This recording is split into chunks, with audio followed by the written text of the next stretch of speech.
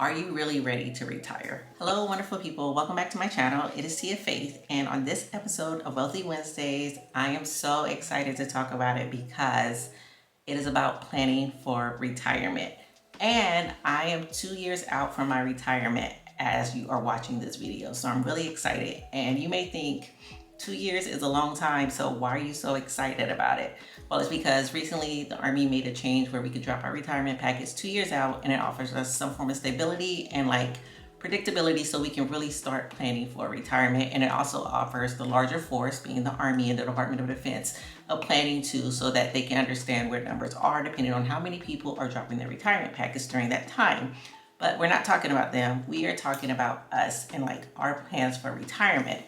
And my husband has already retired, so I kind of have some form of idea what to do, but it's kind of different when you're looking at it for yourself or whatnot. So today I'm going to discuss a few things. I have 5 with some subcategories, but it might be a little bit more, just so you're warned.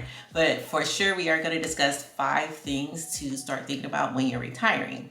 The first thing that we want to start thinking about is, are you eligible to retire? So again, once I reach the 18-year mark, I can submit to retire at 20 years, 0 months, and 0 days. Before this policy came into effect, it was 9 months out, I do believe, and then they opened it up, so now it's 2 years, and I don't think it's going to stay this way forever. I think they're going to do away with it, but right now, I am eligible to drop my retirement 2 years out. So in 2026, I am eligible to retire. With that being said, that means that I have to submit all of my paperwork for retirement. So that's step 2. Now that I know I'm eligible for retirement and I meet all the qualifications in order to retire, I am going to submit my paperwork to retire. And it's just a slew of forms make sure you don't have any additional duty service obligations, which if I went to school or I passed on my Montgomery GI Bill or anything to my children, then I may have to owe time for that. I don't have any ads or anything, but then making sure my command signs off on it and everything like that. So basically, I am just submitting all of the things that say I am eligible to require, and then it goes up this long chain. And then once it gets up to HRC where it needs to be, it goes through their whole chain, and right now, depending on your MOS and what you actually do, there are some bonuses that could say, hey, if you stay at Needs of the Army for an additional 2, 3, 4, 5 years, you're eligible for this bonus. Will you stay? Sign on the dotted line or not, okay? So that's the process of submitting the paperwork in a nutshell. So I'm eligible for retirement. I'm going to submit my paperwork. The next thing I need to do is start looking at me personally.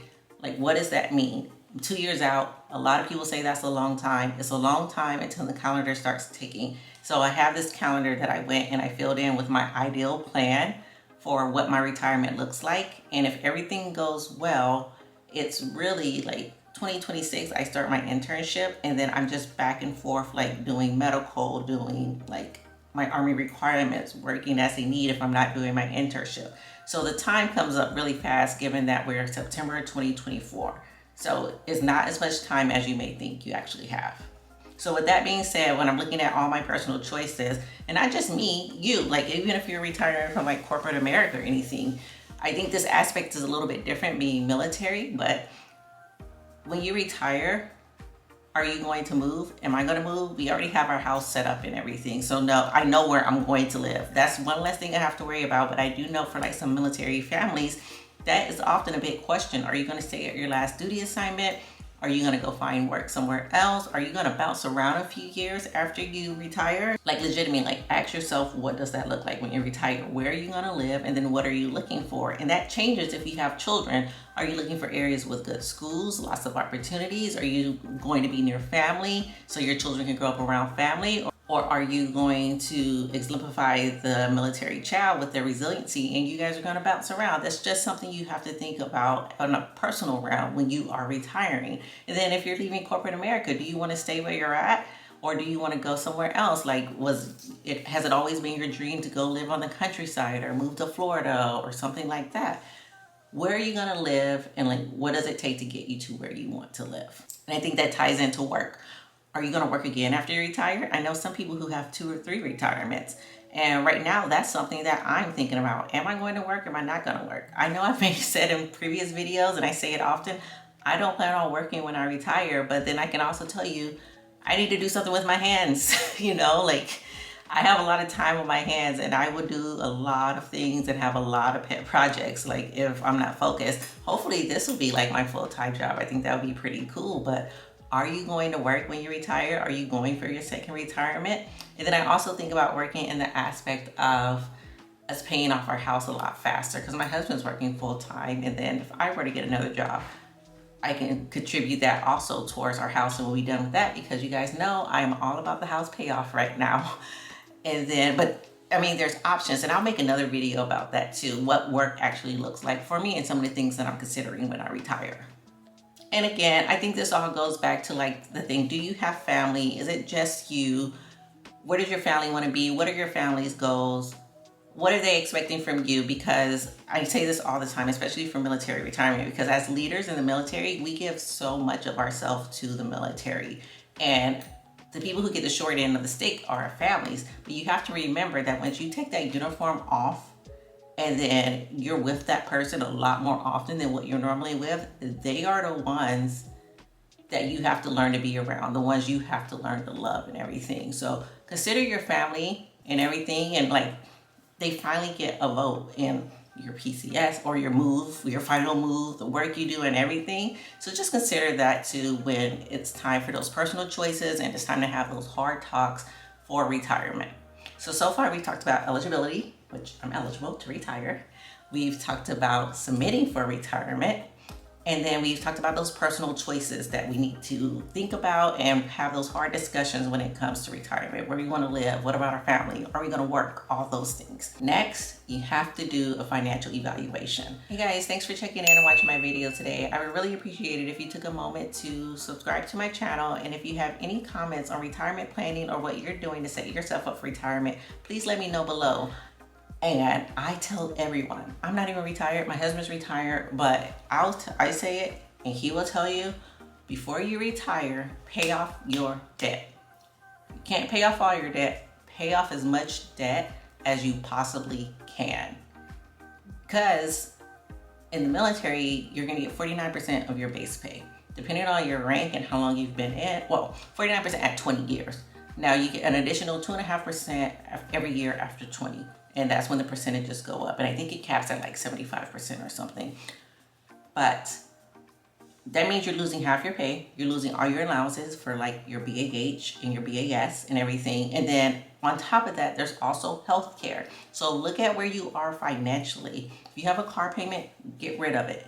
If you have credit cards, get rid of it. Do a hard look at yourself for that financial evaluation and your family and see what you need to get rid of. Also consider whether or not your spouse has worked outside of the home, and if they are going to work outside of the home. If they have not worked outside of the home, that makes one difference. If they have not, but they plan on going to work, okay, then you can start to adjust as needed. But you have to think about that and you have to consider that when retiring, because it ends up being a pretty significant pay cut. Like once you start thinking about things like healthcare, childcare, the cost of food and everything. So every so often the military does this personal annualized statement of pay or whatnot. And according to the Army, if I got out and I was looking for, this is not with retirement pension or anything like that, but if I was looking to replace my income, I would need to make at least $120,000 a year. And they're talking about what I get for housing, healthcare coverage, my pay, food, like offsets and all the allowances I get and everything. So that's something to consider when you are getting ready to retire. And that's something that I'm thinking about. And like I told you guys, I'm focused right now on our house payoff. So what does that look like? Am I bringing in additional income with that? Is my husband's salary that he's working plus my pension enough to cover everything? That's just something I'm working through. I have my Excel sheet. I'm always going like playing with the numbers. If this, then that, and all that fun stuff. But that's where my mind is. And then you also have to think about, and this again is like your financial evaluation. If you invested in TSP or your 401k, rolling that over, are you going to roll it over to a Roth IRA? Because if you are going to go back to work, you can continue to contribute to a Roth IRA, but you can't contribute to your 401k. So what does that look like? Or are you just going to let it sit and grow with the government? I would say my husband's TSP is still with TSP. We have not rolled it over, and it's doing quite well this year or whatnot. And he already has a Roth that we contribute to. So I'm I don't think we're gonna move it unless we absolutely have to. But for me, I don't plan on moving anything right now. I have a Roth that I'll be able to contribute to if I go back to work or anything. So it's not that big of a deal, but it's just something to think about. What are you gonna do with your current retirement accounts, especially if you're not at withdrawal age?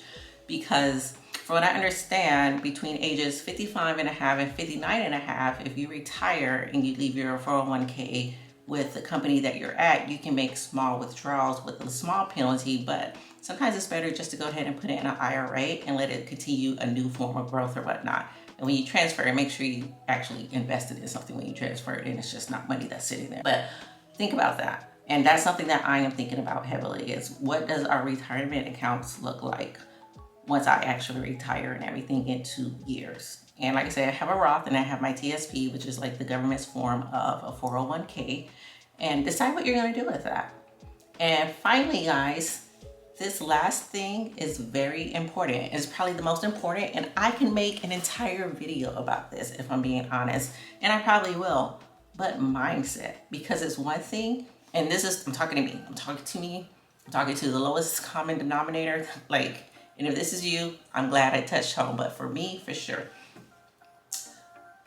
Are you really ready to retire? And I've been talking about it, and then I think about the change, because let me tell you, especially with the military, I'm not sure how it is on the civilian sector. I've been in the military going on 20 years now, but it's like whenever you PCS, I'm not gonna say you have a built-in family and built-in friends, but there's a network that is there to support you when you have a question or you're trying to get your footing or you're trying to figure out the new environment or anything.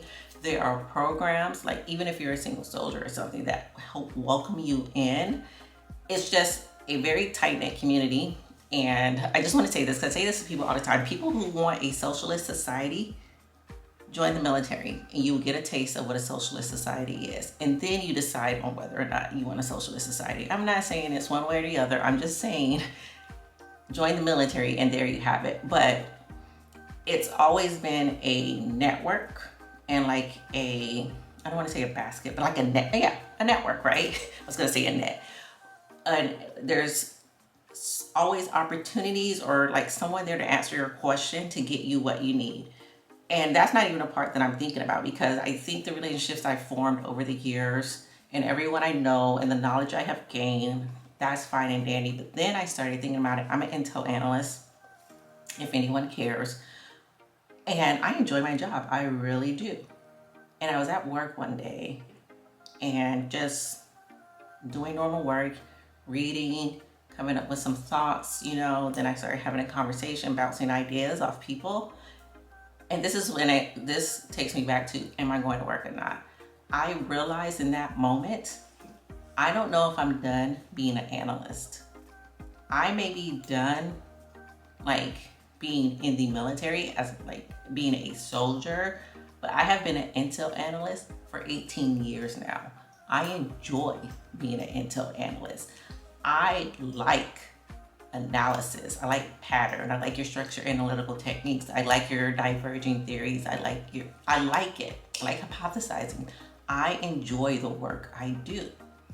So that's when I really asked myself, I said, wow, am I done? Am I done being an analyst? Like, is that what that means? Because everyone knows that, like, I want to be home with my family. I want to finish. I want to see my kids go to school and everything. But is the Intel analyst Tia gone? Is she done? I don't know. And I think sometimes when people retire and they haven't asked themselves that, or maybe they haven't prepared for it, I don't know. That's where like the hard time comes in, because what do I want to be when I grow up? You know, especially if you're retiring from the military. I've been doing this for at least 20 years. And now it's on me to decide what I want to do and how I want to do it. So I actually have thought about starting like a social channel, like covering news, international events and everything like that. It wouldn't come till like much later or whatnot, but I've thought about that. Like, what does the profession I've done for 20 years look like? And just walking away, you know? I don't think you ever actually finish being an analyst? Or, you know, it's always a part of you, but do you take it with you or do you just stop? I don't know. But I think that's probably one of the most important things you have to consider when you are planning to retire, like mentally. Are you done? Are you ready? You know? And like, how long will you not do anything? I don't know. Just something to think about, you know? It's like the protagonist and the antagonist me, you know? I have one goal over here, then another goal over here, and like, how do I merge those? So don't be surprised, like, after I retire, you see me with like the news with Tia or international tea with Tia. Don't even take that, because as soon as I see it, I'm gonna know where you got it from.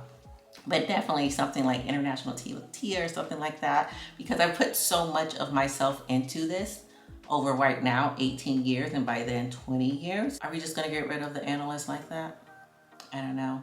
We'll see. All right, guys. So those are all the things that I'm thinking about and I'm doing to make sure that I am ready to retire. And as anything comes up, big, small, I will provide you updates, because even when I think about, am I going back to work? And I just said, is analyst Tia gone? I don't know, but there's other career fields that I have thought about exploring, such as nursing, cosmetology, computer science, all of those things. So it's really just trying to decide, what do I want to be when I grow up, and then going from there. But if you have any comments, or like you have already gone through this and you have experience with it, please let me know below. This is new to me because it's my experience, but I have some experience watching my husband go through it. But it's personal, it's more personal this time, if that makes sense. I would really appreciate it if you took a moment to subscribe to my channel. Also, check out my Stan Store. The link is in the description below, and I have my free planner on there. It's a digital planner, and I think it's a useful tool as we're planning out our next couple months and years to use. So go to my Stan Store, check it out, and you'll get it in your inbox.